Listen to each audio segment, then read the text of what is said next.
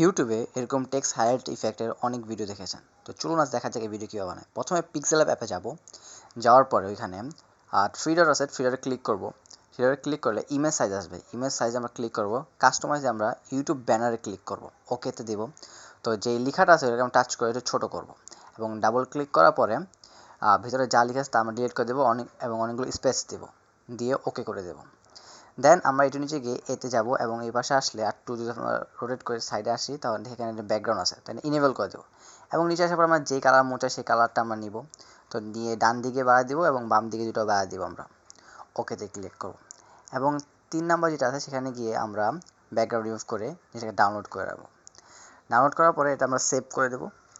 Save করার পরে আমরা আমাদের ক্যাপকাটটা ওপেন করব।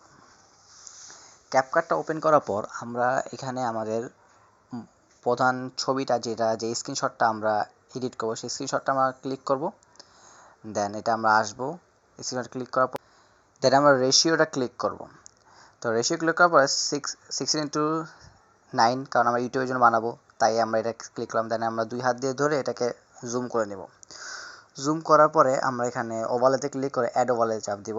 দেন আমাদের যে ছবিটা ডাউনলোড করছিলাম সেই ছবিটা আমরা এখানে আনবো এবং আঙ্গুলের মাধ্যমে টাচ করে আমরা যেই লাইনটা এডিট করবো সেই লাইনের উপরে বসাবো। বসানোর পরে আমাদের এখানে স্প্লিট অপশনটা আছে, সেই স্প্লিট অপশনে আমরা ক্লিক করব। তো স্প্লিট অপশনে ক্লিক করার পরে এখানে আছে আপনার ডার্কেন, সেটা ক্লিক করব। তো দেখতেছেন অনেকটু দেখা যাচ্ছে। দেন আমরা অপাসিটিতে যাব। অপাসিটিতে গেলে আমরা এটা বাড়াতে পারবো, কমাইতে পারবো। তো আমি আমার মতন একটু কম বেশি করলাম, তো আপনাদের মতন আপনারা কম বেশি করবেন। দেন আমরা মার্কসকে আসবো, মার্কসে আসার পরে হরিজন্টালে আসবো, পরে অ্যাডজাস্টে যাব, রোটেটে যাব, পরে এটা আমাকে -90 ডিগ্রি করব। -90 ডিগ্রি করার পর এটা মানে অর্ধেক অর্ধেক হয়ে যাবে। তো দেন আমরা যে আমাদের স্ক্রিনের বাম দিকে যেটা আছে সেখানে আমরা টাচ করব যে গোল অংশটাকে, তো ওটাকে আমরা একদম সাইডে নিয়ে আসবো। দেন আমরা একটা কি ফ্রেম লাগাবো এখানে একটা। দেন আমরা যতটুকু আমার দরকার ততটুকু পর্যন্ত আমরা ভিডিওটা সোয়াইপ করে আসবো এবং দেন ওইটাকে টেনে আমরা ওই জায়গায় আনবো এবং ওইখানে অটোমেটিক একটা কি ফ্রেম লেগে যাবে বা আপনি লাগাতে পারেন। দেন আমরা এই ভিডিওটা এখান থেকে আমরা এক্সপোর্ট করে নেব। দেন আমরা এক্সপোর্ট করার পরে ভিডিওটা যেটা আমরা ফল পাবো সেই ফলটা হয়তো আপনারা ফার্স্টের দিকে দেখছেন, এই ফলটা হলো এটা।